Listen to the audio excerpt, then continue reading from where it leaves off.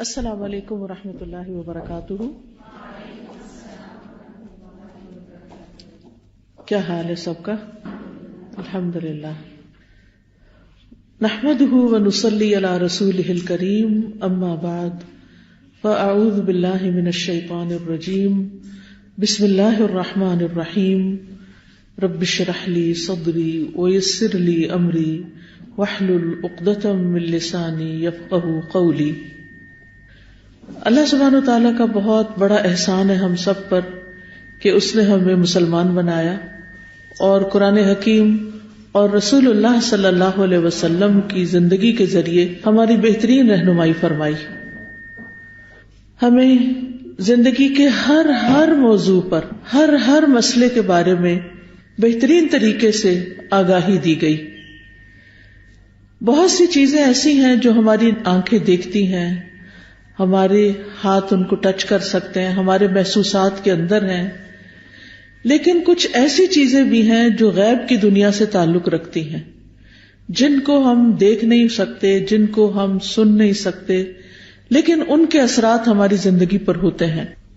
ایسی چیزوں کے بارے میں انسان خود سے جان بھی نہیں سکتا، اور پھر اگر ان میں سے کسی چیز کا شر انسان تک پہنچتا ہے تو اس کا علاج بھی نہیں کر سکتا.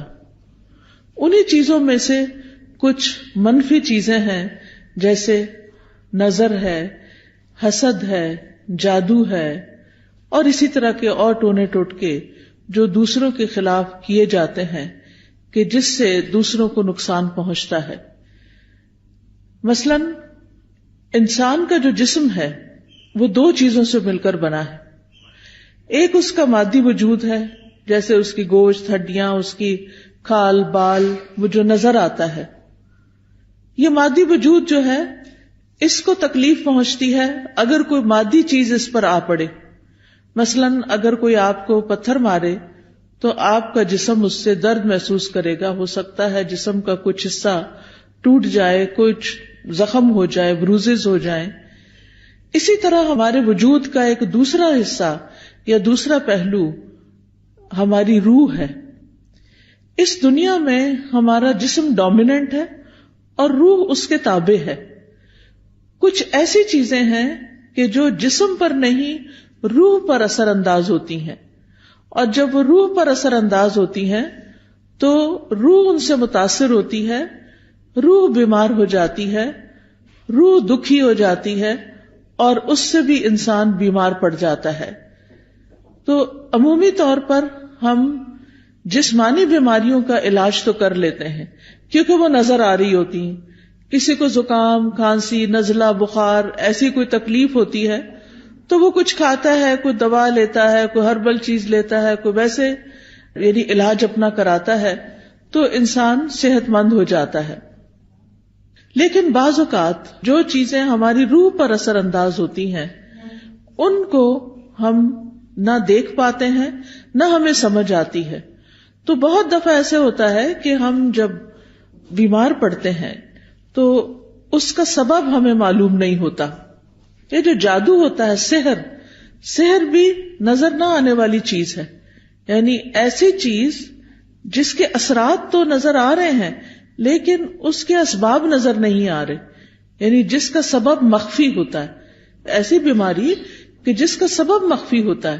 مثلاً آپ ڈاکٹر کے پاس جاتے ہیں، آپ اس کو بتاتے ہیں کہ میں بہت لیتھارجک فیل کر رہی ہوں، میری کسی چیز پہ کنسنٹریشن نہیں ہو رہی، تو وہ آپ کو کچھ ٹیسٹ لکھ کر دیتا ہے. آپ ٹیسٹ کرواتے ہیں، آپ کا لیور، ہارٹ، بلڈ، آپ کا پوری باڈی کا ایکس ریز اور الٹرا ساؤنڈز اور ہر چیز کر لی جاتی ہے، لیکن پھر بھی بیماری سمجھ میں نہیں آتی.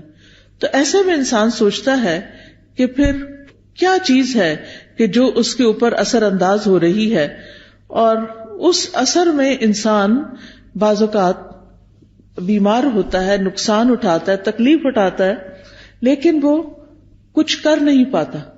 ہمارے دین نے ہمیں ان چیزوں سے بچاؤ کے لیے بہترین رہنمائی فراہم کی ہے.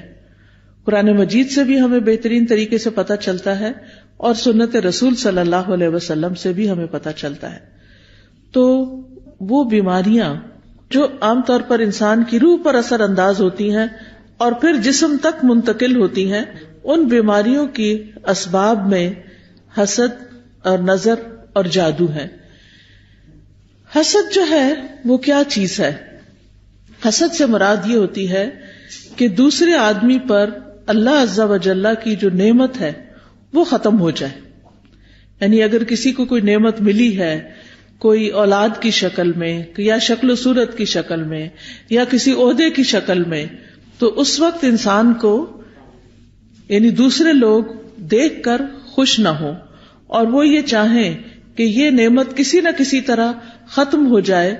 اور بعض اوقات جو حاسد ہوتا ہے وہ یہ نہیں چاہتا کہ اس کو وہ نعمت ملے یا نہ ملے، لیکن وہ یہ ضرور چاہتا ہے کہ دوسرے شخص سے وہ نعمت زائل ہو جائے۔ حسد جو ہوتا ہے وہ دو طرح کا ہوتا ہے، ایک حقیقی حسد ہوتا ہے اور ایک مجازی حسد ہوتا ہے۔ حقیقی یہ ہے کہ نعمت والے سے اس کی نعمت کے ختم ہونے کی خواہش کرنا، اور مجازی حسد یہ ہوتا ہے کہ انسان اس جیسی نعمت کی آرزو کرتا ہے لیکن یہ نہیں چاہتا کہ دوسرے سے ختم ہو جائے۔ یعنی ایک کو رشک کہا جاتا ہے اور ایک کو حسد کہا جاتا ہے۔ تو حسد جس میں یہ تمنا ہو کہ دوسرے کے پاس جو ہے یہ اس کے پاس نہ رہے، کسی طرح اس سے چلا جائے، اور اس کے لیے پھر وہ مختلف طرح کی تدبیریں کرتے ہیں۔ عام طور پر جو تدبیر کی جاتی ہے وہ جادو وغیرہ سے کی جاتی ہے، لیکن یہ کہ جادو کے علاوہ حسد کی جو نظر ہوتی ہے وہ جب دوسرے پہ ڈالی جاتی ہے تو بعض اوقات اس کی روح پر اور اس کی نعمتوں پر برے اثرات پڑتے ہیں، لیکن یہ بھی اللہ کے اذن سے ہوتا ہے۔ جیسے آپ دیکھیں کہ جراثیم تو ہر وقت آگے پیچھے ہیں، ہوا میں بہت سے جرمز گھوم پھر رہے ہوتے ہیں، لیکن وہ سارے ہمیں چمٹ نہیں جاتے اور سارے ہم پر اٹیک نہیں کرتے اور ان سب سے ہم بیمار نہیں پڑ جاتے، بلکہ ہمیں صرف وہی لگتے ہیں جو اللہ کا اذن ہوتا ہے۔ اور آپ نے دیکھا ہوگا کہ بعض اوقات جب ایک وبا پھیلتی ہے، ایک بیماری عام ہوتی ہے، تو ہر شخص نہیں بیمار پڑتا، اکثر لوگ پڑ بھی جاتے ہیں لیکن سب کے سب 100% بیمار نہیں ہوتے۔ طاعون جیسی بیماریاں بھی پھیلی، بہت ہلاکتیں ہوئی، ملیریا پھیلتا ہے، ہزاروں لوگ مر جاتے ہیں، لیکن سارے کے سارے نہیں مر جاتے۔ تو وہ جو مر جاتے ہیں یا جن کے اوپر بیماری اثر کرتی ہے وہ اللہ کے اذن سے کرتی ہے۔ تو قرآن مجید سے ہمیں یہ پتہ چلتا ہے کہ بنی اسرائیل نے جب جادو کا سلسلہ شروع کیا تو اللہ تعالیٰ فرماتے ہیں وَمَا هُمْ بِضَارِّينَ بِهِ مِنْ أَحَدٍ إِلَّا بِإِذْنِ اللَّهِ، کہ وہ کسی کو بھی نقصان نہیں دے سکتے تھے مگر اللہ کے اذن سے۔ اور پھر آپ دیکھیے کہ عمومی طور پر جب کسی کو نقصان دینا ہوتا ہے تو بعض اوقات اس سے کوئی دشمنی ہوتی ہے یا بغض ہوتا ہے، یعنی دل کے اندر اس کے خلاف ایک نفرت ہوتی ہے، وہ کسی وجہ سے بھی ہو سکتی ہے، اس کے کسی برے سلوک کی وجہ سے یا اس کے کسی اور سبب سے۔ اور اس میں ہم دیکھتے ہیں قابیل کی مثال۔ قابیل جو تھا وہ حابیل کا بھائی تھا، اور ہوتا یہ تھا کہ آدم علیہ السلام کے جب بچے پیدا ہوتے تھے تو ہر دفعہ 2 بچے پیدا ہوتے تھے، بیٹا اور بیٹی۔ تو وہ جب جوان ہوتے تو وہ آپس میں شادی نہیں کر سکتے تھے، بلکہ دوسرے سیٹ میں پیدا ہونے والا لڑکا اور پہلے سیٹ میں پیدا ہونے والی لڑکی کی شادی ہوتی، اور اسی طرح دونوں یعنی کہ جو 2 جوڑے ہوتے تھے وہ 2 جوڑوں سے اس طرح شادی کرتے تھے۔ تو اب حابیل کی جس لڑکی سے شادی ہونی تھی وہ قابیل کو پسند آ گئی، تو اس پر قابیل جو تھا وہ حابیل کا دشمن بن گیا، اور اس نے یہ چاہا کہ کسی طرح بھائی کو یہ لڑکی نہ ملے۔ بہرحال لمبا قصہ ہے، اس وقت اس کی تفصیل میں جانے کی ضرورت نہیں، لیکن اس میں قابیل نے ضد میں آ کر اور حسد میں مبتلا ہو کر اپنے بھائی کو قتل کر دیا۔ بعض اوقات حسد کا سبب عزت اور غلبہ پانا ہوتا ہے کہ میں دوسرے کو کنٹرول کر لوں یا دوسرا کسی طرح ختم ہو جائے، اور اس کی مثال عبداللہ بن ابی کی ہے کہ جو نبی صلی اللہ علیہ وسلم کا بہت بڑا حاسد دشمن تھا، اور وہ کسی بھی موقع پر کوئی بری باتیں کرنے سے چوکتا نہیں تھا۔ اسی طرح حسد کا ایک سبب تکبر ہوتا ہے کہ میں سب سے بڑا رہوں، مجھ سے آگے کوئی نہ نکلے، اور اگر کسی اور کو کوئی عہدہ مل جاتا ہے، کوئی نعمت مل جاتی ہے، کسی کے بچے زیادہ پڑھ لکھ کر قابل ہو جاتے ہیں، تو دوسرے لوگ اس سے حسد کرنا شروع کر دیتے ہیں. اور اس کی مثال شیطان کی مثال ہے کہ شیطان کا بڑا ایک مقام تھا، یعنی شیطان بننے سے پہلے بڑا عبادت گزار تھا اور بہت اس کا نام تھا. لیکن جب اس نے یہ دیکھا کہ آدم کو سجدہ کروایا گیا ہے تو وہ حسد کا شکار ہو گیا، اور اس نے کہا کہ یہ کیسے ہو سکتا ہے کہ جو مٹی سے بنا ہو اس کو سجدہ کروایا جائے اور مجھے بھی کہا جائے کہ میں اس کے آگے جھک جاؤں. تو اس نے کہا تھا کہ میں بہتر ہوں، مجھے آگ سے پیدا کیا گیا اور اس کو مٹی سے بنایا گیا، میں اس کے آگے نہیں جھکوں گا.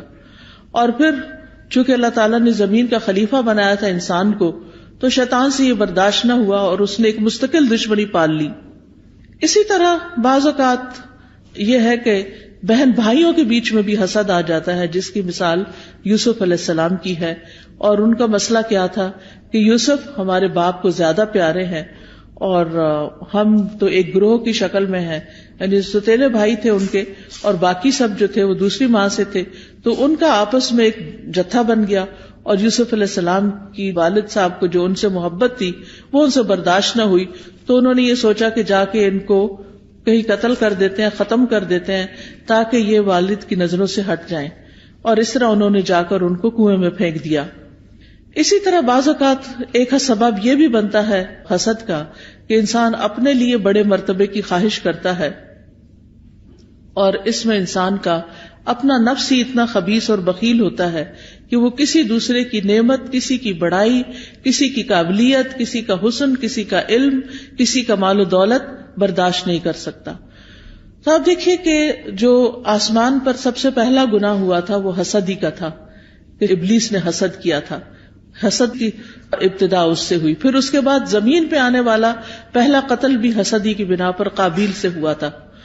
تو حسد کرنا جو ہے وہ حرام ہے. حاسد جو ہوتا ہے وہ دراصل اپنے رب سے ایک طرح سے دشمنی کرتا ہے کہ تو نے فلاں بندے کو زیادہ نعمت یا مجھ سے زیادہ نعمت کیوں دے دی. پھر اسی طرح وہ رب کی تقسیم پہ ناراض ہوتا ہے اور وہ کسی طرح برداشت نہیں کر سکتا. تو یاد رکھیے کہ حسد جو ہے وہ ایمان کے منافی صفت ہے. نبی صلی اللہ علیہ وسلم نے فرمایا کسی بندے کے دل میں ایمان اور حسد دونوں چیزیں اکٹھی نہیں ہو سکتی. ابن قیم کہتے ہیں کہ کفر کے 4 ارکان ہیں، ایک تکبر، ایک حسد، ایک غضب اور ایک شہوت، اور یہ دین کو موڑنے والی صفات بھی ہیں.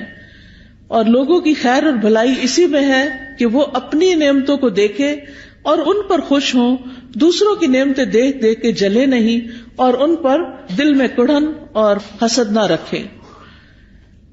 اور یہ یاد رکھیے کہ حسد کا نقصان جو ہے وہ دوسرے کو تو ہوتا ہی ہے، لیکن جو کرنے والا ہے اس کا اپنا دین اور ایمان بھی ایٹ سٹیک ہوتا ہے، خطرے میں ہوتا ہے. حسد انسان کے اپنے جسم کو جلاتا ہے کیونکہ حسد کی آگ دل میں ہوتی ہے، اور جو حاسد ہوتا ہے اس کو کہیں کسی پل چین نہیں آتا اور وہ ہر وقت کڑتا رہتا ہے. اور خاص طور پر جس وقت اس کا انٹریکشن اس سے ہوتا ہے جس سے وہ حسد کرتا ہے تو اور بھی اس کے اندر تکلیف اٹھتی ہے. پھر حسد بغض کے وجہ سے لڑائی اور جھگڑے کا سبب بھی بن جاتا ہے اور نیکیوں کو خراب کر دیتا ہے اور نافرمانیوں اور شر کا سبب بن جاتا ہے. اسی طرح نظر بد جو ہے، نظر بد بھی حسد کی وجہ سے پیدا ہوتی ہے. اور نظر بد جو ہے وہ ایک طرح سے اس کو تیر کہا گیا کہ نظر کیا ہے، ایک تیر ہے.